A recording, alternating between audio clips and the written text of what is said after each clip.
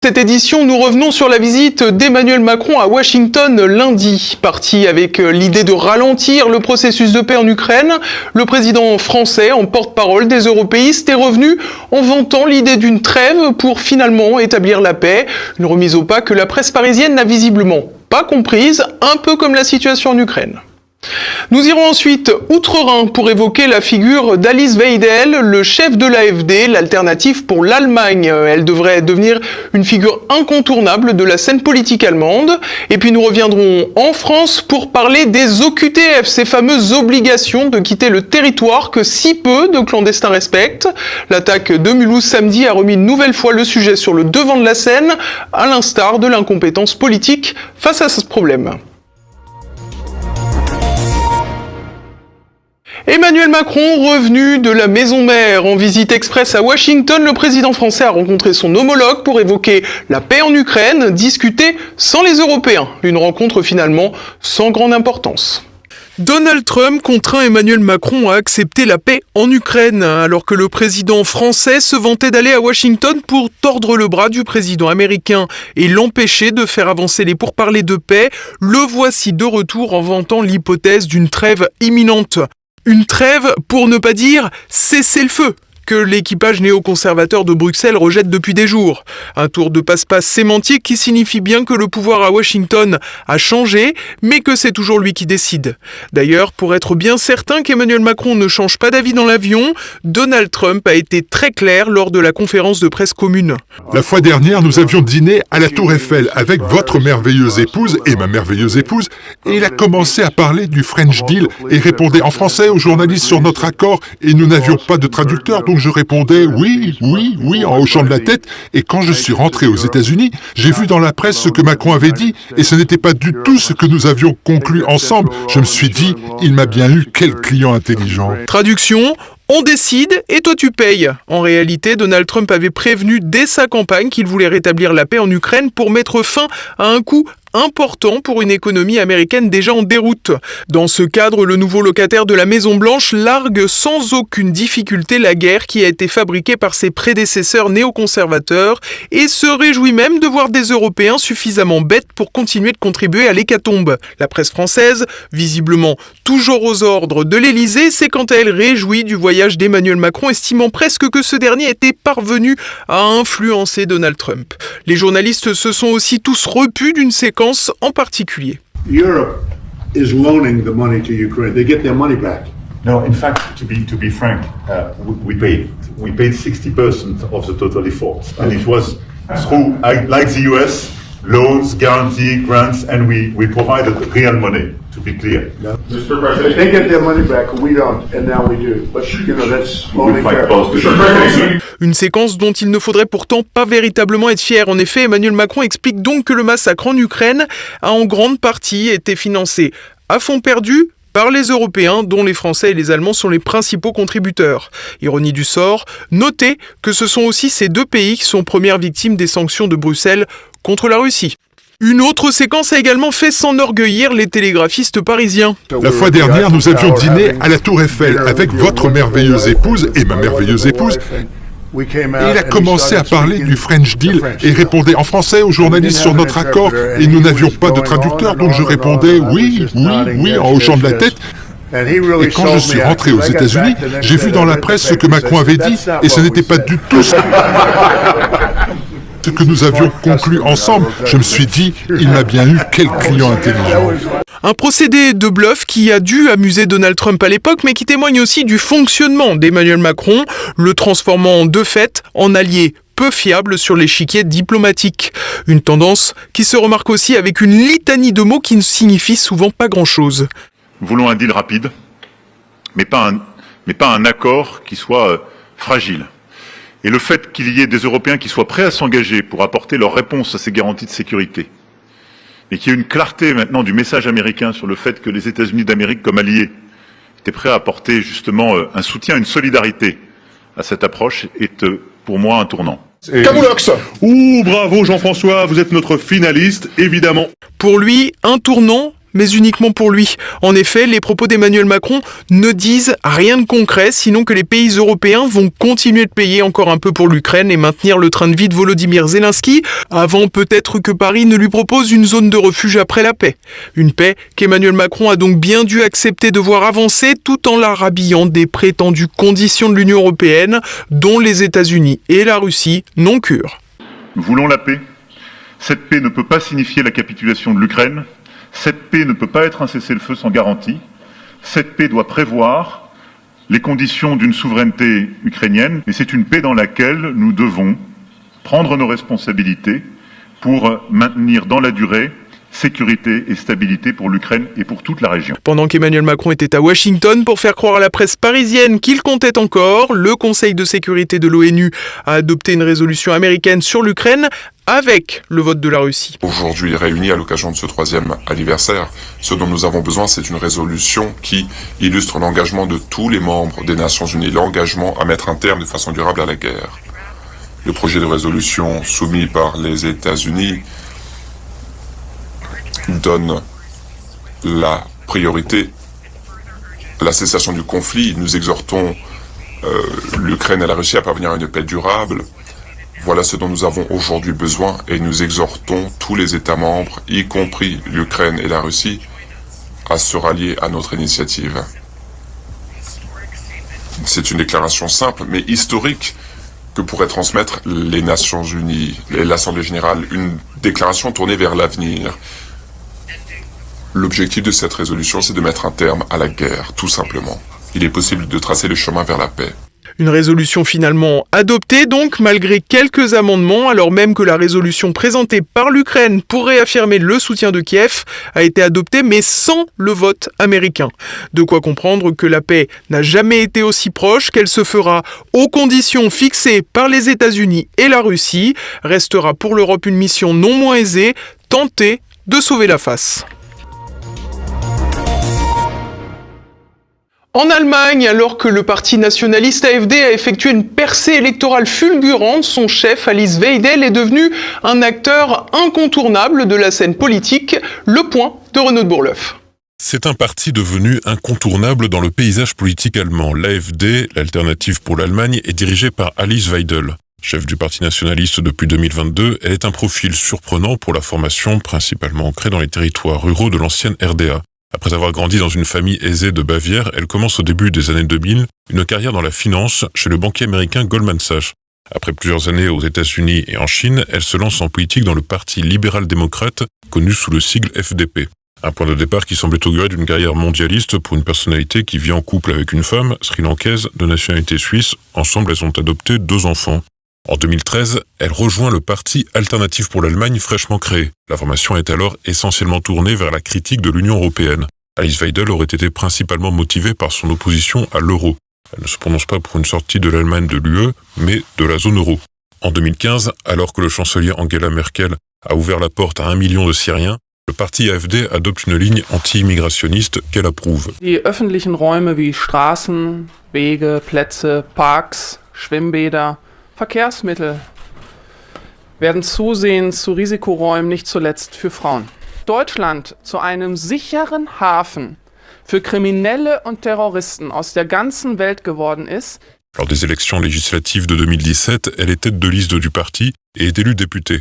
Pour le premier scrutin national, l'AfD obtient 94 élus sur les 709 sièges du Bundestag. Le parti enregistre une légère baisse lors des élections législatives de 2021 et passe à 83 députés. Mais l'AfD connaît d'autres succès, notamment lors d'élections locales et européennes. Mais en 2024, considérée comme trop radicale, l'AfD est exclue du groupe parlementaire Identité et démocratie au Parlement européen, le groupe dont le Rassemblement national est le membre le plus important. Mais Alice Weidel parvient à développer ses relations internationales. Le parti fonde un nouveau groupe parlementaire, l'Europe des nations souveraines, que rejoint notamment la seule élue du parti français Reconquête, Sarah Gnafo. Elle met en avant des positions nuancées sur les conflits en cours.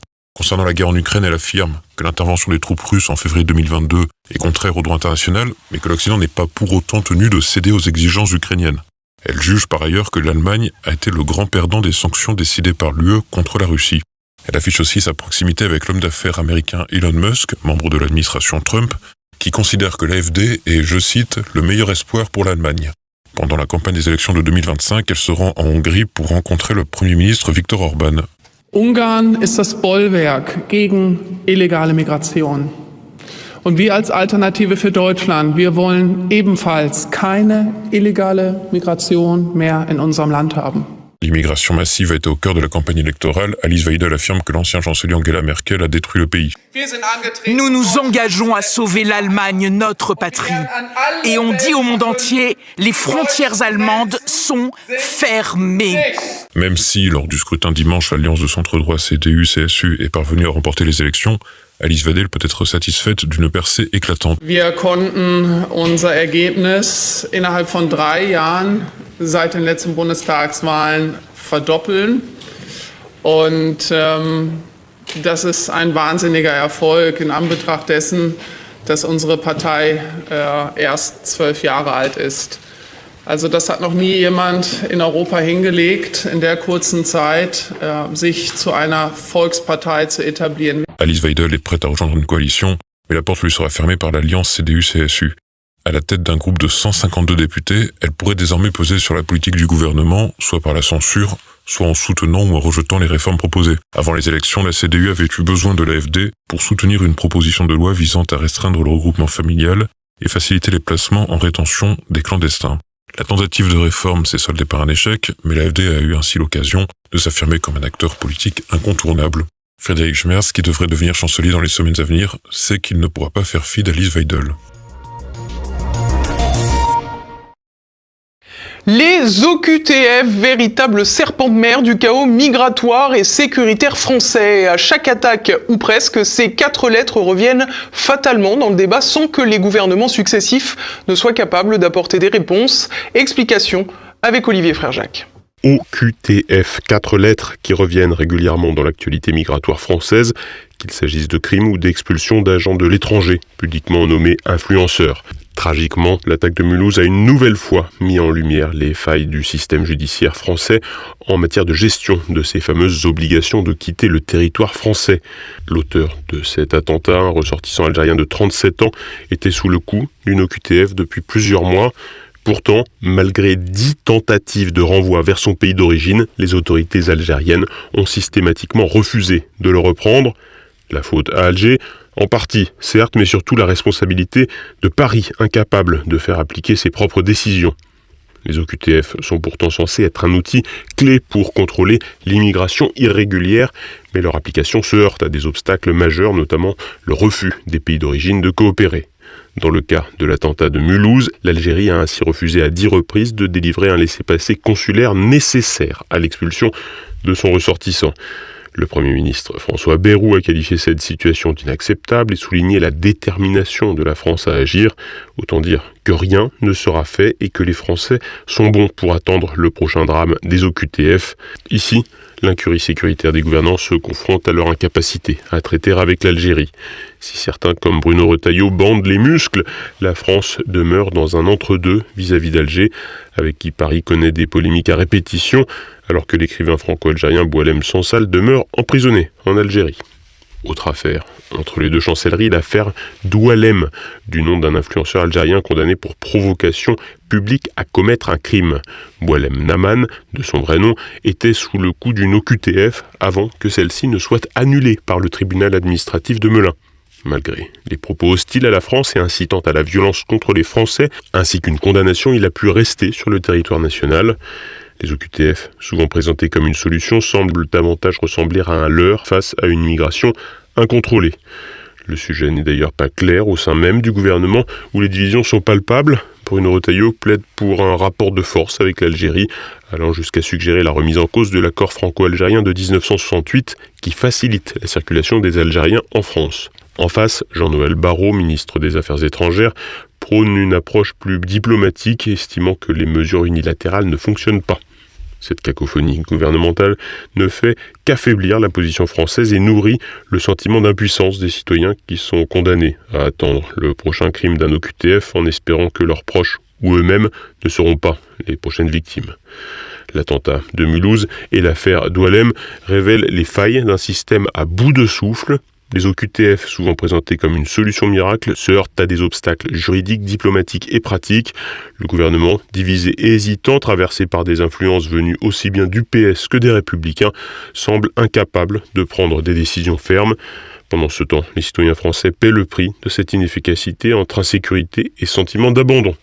Les OQTF, mesures censées protéger les Français, deviennent de véritables symboles de l'impuissance de l'État face à la délinquance et parfois la criminalité migratoire. Et l'on poursuit à présent avec un rapide tour de France.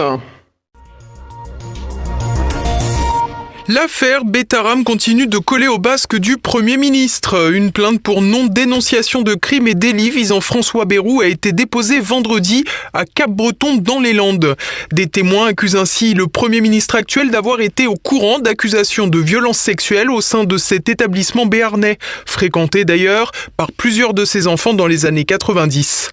Interrogé sur le sujet lundi au Salon de l'Agriculture, le chef du gouvernement a déclaré qu'il n'alimenterait pas le scandale. Du côté des Insoumis, on s'en tire étrangement à bon compte en dépit de l'affaire de réseau pédocriminel qui concerne un de ses candidats aux élections départementales de 2021, Pierre-Alain Cotineau, pour des faits pourtant qui se sont déroulés il y a seulement quelques mois. L'ordre des médecins sur le banc des accusés dans le procès Le Squarnec. Lundi, pour le premier jour d'audience de l'ancien chirurgien, accusé d'avoir commis des viols et des agressions sexuelles sur près de 300 patients, le plus souvent mineurs, une manifestation était organisée devant le siège de l'institution parisienne. En effet, il semble qu'en 2006, soit 11 ans avant la mise en examen de Joël Le Squarnec, plusieurs instances hospitalières auraient été informées d'une condamnation de l'intéressé pour détention d'images pédopornographiques. Pourtant, l'ordre des médecins n'a pas agi, offrant une véritable impunité aux praticiens. Par ailleurs, le ministère de la Santé aurait également été au courant de l'affaire sans qu'il n'ait donné davantage de suite. La sidérurgie française de moins en moins solide. Jeudi à Paris, plusieurs ministres européens de l'industrie vont se réunir pour discuter de l'avenir de la production d'acier en Europe. Le secteur souffre d'une surproduction chinoise, mais aussi de l'inflation énergétique due aux sanctions contre la Russie. En France, le numéro 2 mondial, ArcelorMittal, doit fermer 2 sites à Reims et à Denain et a suspendu un projet d'investissement de 1,8 milliard d'euros dans la décarbonation de l'acier à Dunkerque. D'autres fermetures sur l'ensemble du territoire européen sont à craindre et l'entrée en vigueur le 12 mars d'un décret du président des États-Unis Donald Trump instaurant des droits de douane à 25% sur l'acier et l'aluminium ne devrait pas arranger la situation. Selon les professionnels, c'est la pire crise du secteur depuis 2009.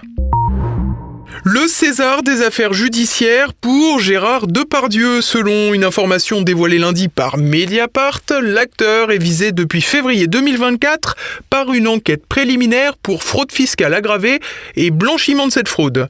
Il s'agit de sa domiciliation en Belgique depuis le 1er janvier 2013 qui serait fictive. Rappelons qu'en 2012, alors que François Hollande, fraîchement élu président de la République, avait annoncé une taxation à 75% des revenus annuels supérieurs à 1 million d'euros, Gérard Depardieu avait alors acquis une villa à Néchin, commune belge frontalière de la France. Il avait alors affirmé qu'il était normal de payer des impôts, mais pas un tel montant, et je cite, « pas à des cons qui pensent qu'ils font le bien ». C'est aujourd'hui une nouvelle affaire pour Gérard Depardieu, qui doit en plus être jugé les 24 et 25 mars pour agression sexuelle sur 2 femmes lors d'un tournage, des accusations qu'il conteste. À présent, suivons l'actualité internationale en bref.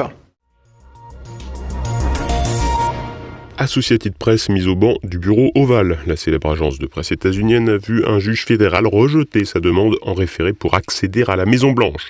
Le juge McFadden ne s'est ainsi pas prononcé sur le fond et a fixé une nouvelle audience au 20 mars. En revanche, il a averti l'administration Trump, qui reproche à Associated Press de ne pas utiliser le terme « Golfe de l'Amérique », que la jurisprudence n'était pas de son côté. En effet, le président fraîchement investi entend renommer le Golfe du Mexique ainsi et apprécierait que la presse en fasse de même. Prochain épisode, le 20 mars.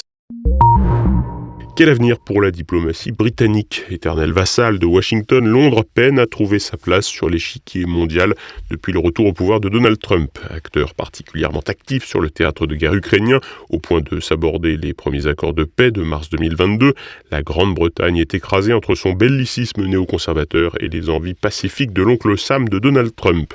En réalité, tout porte à croire que les Anglais vont profiter de la politique américaine tout en poussant l'Union européenne dans ses choix suicidaires vis-à-vis de l'Ukraine ou du reste. Conflit entre les langues de Shakespeare et de Cervantes. Jeudi, à Madrid, l'association des académies de langue espagnole s'est offusquée du retrait par le gouvernement américain de la langue espagnole du site internet de la Maison-Blanche. Depuis le lendemain de l'investiture de Donald Trump, un message d'erreur est affiché pour les internautes qui veulent accéder au site en version hispanophone. Le sous-secrétaire de presse américain avait pourtant affirmé que le gouvernement remettrait en ligne la page en espagnol à court terme. Bien qu'il n'y ait pas aux États-Unis de langue officielle, l'anglais reste de facto celle de l'administration et de très loin la plus parlée. Mais la population latino-américaine représente près d'un cinquième de la population américaine. C'est Joe Biden qui avait remis en ligne la version espagnole du site internet de la Maison-Blanche. Aller-retour sans escale pour Rima Hassan, l'eurodéputée de la France insoumise, militante médiatique pro-palestinienne, faisait partie d'une délégation européenne en déplacement en Israël. Elle a été refoulée à l'aéroport Ben Gourion de Tel Aviv. Habituée aux actions provocatrices pour sensibiliser aux crimes de guerre israéliens, l'élu espérait probablement être arrêtée pour faire parler d'elle. Les autorités locales ont préféré la renvoyer immédiatement à Bruxelles sur ordre du ministre de l'Intérieur.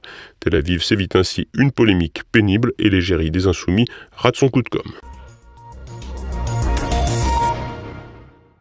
Et voilà, on approche déjà de la fin de cette édition. Vous pouvez dès à présent découvrir un nouveau numéro de Choc du Monde. Édouard Chano reçoit Laurent Ozon pour évoquer l'entente entre Poutine et Trump face à l'État profond occidental.